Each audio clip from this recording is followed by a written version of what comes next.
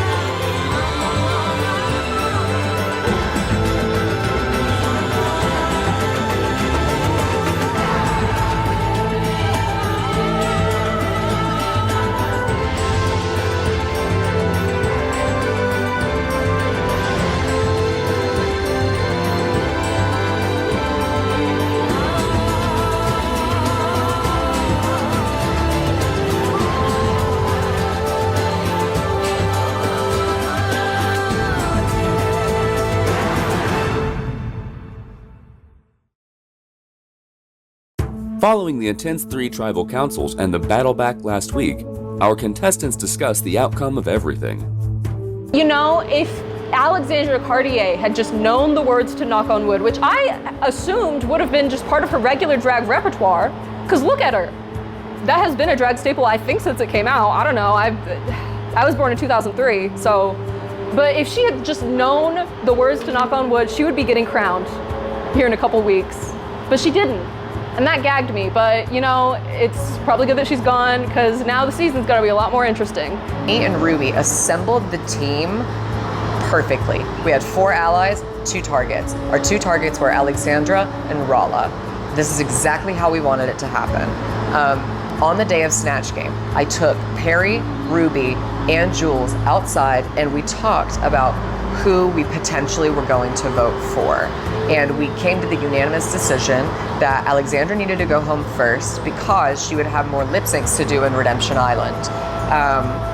And so instead of it looking like a complete blind side, I decided that we should split the votes and we should get 3 people, which would be Rahla, Jules, and Ruby, to vote for Alexandra, and then me and Perry vote for Rahla. So this still kind of is conflicting for Alexandra when she goes home because she still really doesn't know where she stands. Instead of like a total blind side where you poke the bear and then the bear comes back 10 times stronger. So you don't want to push her over the edge. You just want to gently nudge her out. And then we had Rahla, and me, Ruby, and Perry, we outnumbered Rahla, and Jules is Rahala's ally, and Jules did not want to vote off Rahla. So Jules ended up voting for Ruby. We all had that plan beforehand, and me, Perry, and Ruby just kind of knew that that was what was going to happen. I love a good lip sync battle. I am the Battle Royale Season 1 winner. I demolished 7 competitors in that lip sync battle, and it definitely gave me like the same kind of vibe. Sean devoured everybody. I was very shocked him being able to keep up that stamina throughout the entire lip sync battle. That is not easy. The 4 that I did at the very end, I was dead.